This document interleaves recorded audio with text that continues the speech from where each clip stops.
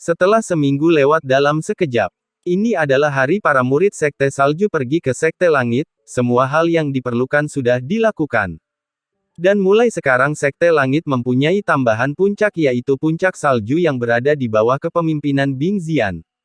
Tetua lainnya dari Sekte Salju akan jadi tetua Sekte Langit di sana. Dalam 1 minggu ini mereka telah memindahkan secara bertahap murid-murid di sana, dari murid luar lalu menyusul murid dalam dan murid inti. Di sana juga mereka akan memiliki posisi sama, mereka yang masih murid dalam, akan tetap jadi murid dalam. Tapi persaingan di sana akan jadi lebih ketat dari di sekte mereka yang lalu. Semua murid setuju untuk pindah ke Sekte Langit karena mereka juga bisa bangga bahwa mereka bisa bergabung dengan salah satu sekte super di benua tengah.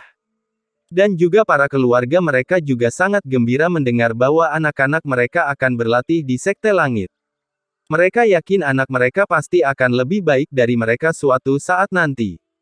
Ada juga beberapa keluarga yang memiliki anak perempuan, mereka yang berlatih di sana berencana menikahkan mereka dengan keluarga yang lebih baik dari keluarga mereka, tapi mereka menghilangkan semua itu. Bahkan dengan anak perempuan mereka, bisa masuk ke sekte super, siapa yang berani menyentuh keluarga mereka? Jadi banyak keluarga kecil yang anak perempuannya di Sekte Salju merasa bahagia mendengar perpindahan itu. Ada yang juga kaget karena kabar bahwa leluhur Sekte Salju adalah adik dari leluhur Sekte Langit dan bibi dari pemimpin sekte yang menghilang 200 tahun yang lalu. Hari ini adalah hari terakhir, semuanya sudah selesai, dari peletakan murid di Sekte Langit dan juga semua persiapan di sana menerima murid puncak salju. Semuanya sudah bisa beradaptasi dengan baik di situ yang telah berada duluan ke sana, jadi tidak masalah. Dan sekarang hanya tinggal Bing Ming, Bing Ye, Bing Xian, Kier bersama Lin Tian dan Lin Hou di sana. Mereka sedang menunggu dan melihat Sekte Salju untuk terakhir kali. Di sana mereka juga akan berencana membangun kota salju yang lebih besar bagian dari Sekte Langit agar mereka bisa mendapatkan talenta baik dari benua utara.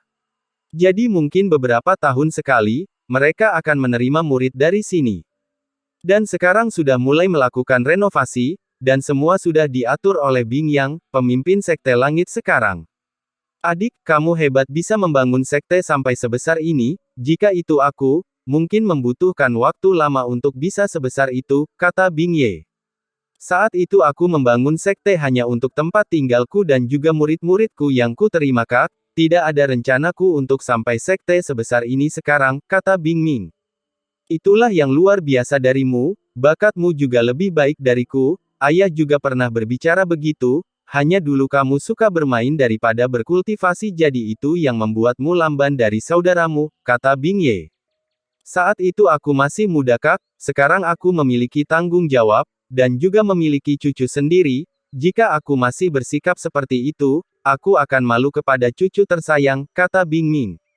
Kau benar kita memiliki cucu yang baik, jadi kita harus sedikit berwibawa saat di depannya, Bing Ye berbicara dengan bangga, memikirkan Lin Tian yang memiliki bakat seperti itu, juga membuat dia bangga.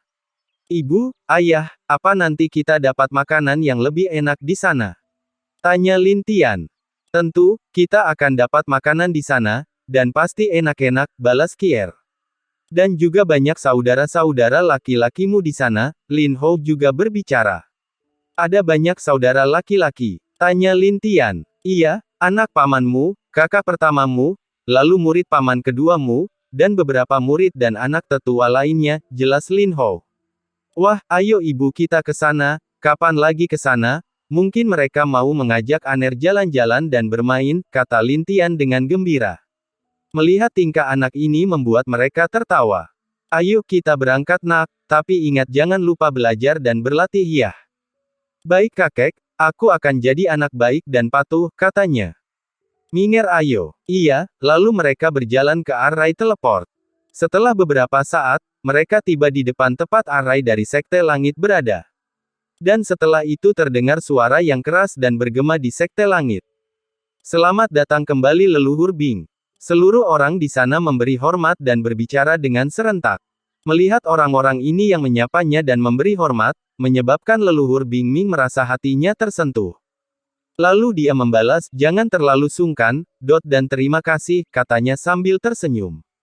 Bibi, akhirnya kamu kembali. Melihat depan, muncul Bing yang pemimpin Sekte Langit. Nak, kenapa kau tertawa? Bukannya kamu sibuk sekarang? Kata Bing Ye ke anaknya ini. Ayah dan anak, mereka semua tahu sikapnya mereka seperti tikus dan kucing. Para tetua yang sudah lama tahu itu, tidak ada hari jika mereka bertemu tidak saling meledek. Tapi sejak pemimpin sekte jadi penguasa saat ini, membuat dia jadi agak tenang dan kurang bawel seperti dulu. Sama juga berlaku dengan leluhur Bing Ye, walau kadang-kadang mereka agak sering beradu mulut, tapi tidak seperti dulu. Ayahku, bibiku kembali, tentu aku akan menyambutnya, aku tidak mau dibilang keponakan tidak berbakti, kata Bing Yang. Kalian ini, kata Bing Ming. Iya bibi, guru paman, mari kita masuk, dan juga guru, paman dan bibi ditunggu oleh para leluhur lainnya. Adik ayo, kata Bing Ye. Iya, Kier, dan Lin Hou jaga Lin Tian, nanti kita bertemu lagi, kata Bing Ming ke Lin Hou dan Kier. Baik guru. Lalu leluhur Bing Ming dan Bing Ye menghilang dari pandangan mereka. Setelah itu, semuanya kembali ke aktivitas biasa, jangan bermalas-malas lagi, kata Bing Yang. Ia pemimpin balas mereka. Setelah mereka bubar, Bing Yang melihat Peri Kier dan Lin Hou yang berdekatan dan Lin Hou yang sedang menggendong Lin Tian. Lalu Bing Yang dan Lo Ulu saling pandang, dan lalu tersenyum. Adik, kapan rencana kalian akan mengadakan pernikahan? Tanya Bing Yang menggoda. Ah, kakak pertama, apa yang kamu katakan? Kata Lin Hou agak malu mendengar saudaranya ini menggodanya. Hahaha, kamu laki-laki harus tegas, tenang saja, saudaramu pasti membantumu untuk mempersiapkannya, kata Lo Ulu. Nanti aku akan berbicara dengan guru dan guru Kier juga saudaranya, kata Lin Hou dengan wajah merah. Baiklah, kita akan bicarakan nanti. Mereka tertawa senang untuk mereka berdua. Mendengar itu Peri Kier juga agak malu, dan wajahnya juga memerah. Melihat wajah ayah dan ibunya memerah, Lin Tian berbicara. Apa aku akan memiliki adik kecil ayah, ibu? Tanya Lin Tian dengan polos. Mendengarnya, wajah Lin Hou dan Kier memerah sampai berubah merah wajah mereka itu. Dan Lo Ulu dan Bing yang tertawa terbahak-bahak.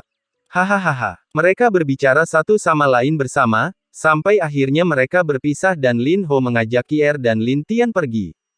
Beberapa tahun semenjak kembalinya leluhur Bing Ming dan juga bergabungnya puncak salju. Setahun yang lalu, juga diadakan acara pernikahan Lin Hou dan Lin Kier.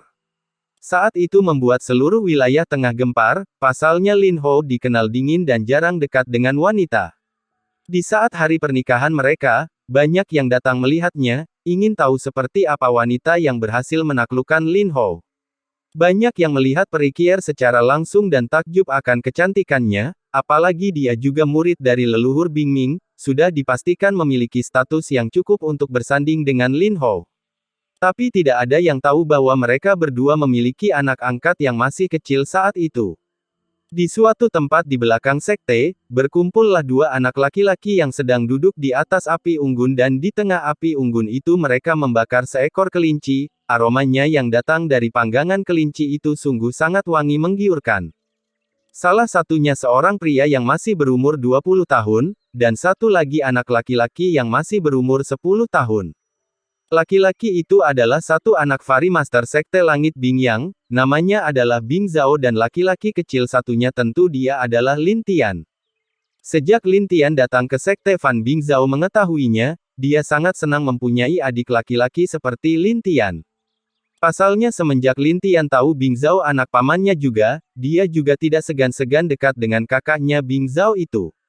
Bing Zhao juga selalu mengajak adiknya ini berburu di hutan belakang sekte, mereka akan memakan hasil buruan mereka di hutan itu juga, kadang-kadang mereka juga pergi bermain di kota terdekat. Pernah Bing Zhao dihukum karena membawa adiknya Lin Tian pergi keluar sekte tanpa seizin dari sekte. Mengakibatkan dia dihukum kurungan kamar selama 1 bulan, tapi tetap setelah keluar dari kurungan dia akan mengajak adiknya keluar untuk bermain. Tentang ajakan kakaknya itu dia tidak pernah menolak, dia selalu ikut bermain dan keluar dengan kakaknya. Dan juga Lin Hou dan Peri Kier juga tidak terlalu melarangnya, tapi jika dia tahu apa yang mereka lakukan mungkin mereka akan sangat marah. Kakak Zhao sepertinya kelincinya sudah matang, kata Lin Tian. Oh, sedikit lagi adikku, yakinlah ini pasti enak dari yang sebelumnya kita makan. Kakak membeli beberapa bumbu di kota saat kakak keluar sembunyi-sembunyi beberapa waktu kemarin, apalagi kakak belajar memanggang juga di sebuah restoran di kota itu, balas Bing Zhao. Benarkah? Kalau begitu ini layak untuk dicoba kakak? Hehehehe, Lin Tian pun ingin mencoba apa rasa bumbu yang dibawa kakaknya itu. Yakinlah, kakak tidak pernah berbohong kepadamu adik, katanya, tapi kalimatnya kali ini sebenarnya tulus di hatinya, dia belum berbohong kepada Lin Tian selama ini, dia juga akan membela Lin Tian apabila dia mendapat masalah di luar maupun di sekte. Lin percaya kepada kakak, kata Lin Tian, dia juga memiliki kepercayaan tentang kakaknya ini. Saling percaya ini yang membuat hubungan mereka begitu dekat selama ini. Dan Bing Zhao juga termasuk seorang generasi muda yang jenius juga, yang bahkan sekarang dia berada di tingkat puncak alam langit. Jika dia mengambil selangkah lagi, dia bisa berada di alam ilahi secara langsung. Dia juga dijuluki sebagai Raja Pedang, salah satu dari 10 teratas dalam daftar jenius. Bagus, ngomong-ngomong adik, sebentar lagi kamu pasti akan mulai berkultivasi dengan para leluhur, walaupun kamu sudah cukup kuat, tapi pasti leluhur lebih ketat kepadamu nanti, apa kamu siap? Tanya Bin Zhao. Aku tidak yakin kak, tapi aku akan mencoba, aku akan menjadi kuat secepat mungkin membantu keluarga kita menjadi kuat juga, dan pergi menjelajahi dunia ini sendirian setelah itu, balas Lin Tian. Kamu juga tertarik dengan dunia ini, apa kamu yakin ingin pergi? Tidak ada yang menarik di dunia ini, apa kamu suka meniru sikap kakakmu ini yang suka kabur dari rumah? Kakak sendiri yang bilang dunia ini begitu luas dan indah, jika aku bisa menemukan beberapa harta dan membawanya ke sekte kita, itu pasti akan memperkuat sekte kita bukan? Kata Lin Tian. Kamu benar sekali, tenang adik, kakakmu mungkin yang akan duluan pergi menjelajahi dunia ini. Kakak, tinggalkan bagianku, bicara ya bicara, kamu tadi bilang kelincinya belum masak, kenapa sudah mulai makan duluan? Lin Tian sedikit kesal karena dia melihat Bing Zhao mengupas daging kelinci yang dipanggang itu. Kakak lupa, dia tertawa sambil menggaruk kepalanya. Setelah itu mereka membagi hasil panggangan mereka itu, memang kelinci itu cukup besar karena kelinci itu juga adalah kelinci iblis, ya walaupun termasuk binatang iblis yang tidak kuat tapi kecepatannya cukup cepat dan dagingnya juga enak bila dibakar. Mereka berdua memakan daging bakar kelinci itu sampai tidak ada yang tersisa. Setelah itu mereka berbaring di sana sambil melihat ke langit. Adik, menurutmu apakah tetua keluarga kita akan marah jika mereka tahu kita di sini? Tanya Bing Zhao. Tentu saja kak, menurutmu mereka akan mengizinkan kita di belakang sini tanpa izin mereka, apalagi kita juga berburu di sini, kata Lin Tian. Tapi tidak masalah, hahaha, hanya kita yang tahu. Tapi lain kali kita harus mengambil ikan tetua kelima, kabarnya ikannya itu adalah ikan yin dan yang, rasanya juga enak apalagi mengandung unsur obat juga. Tiba-tiba Bing Zhao memiliki ide lain yang terlintas di pikirannya dan langsung mengatakannya ke Lin Tian.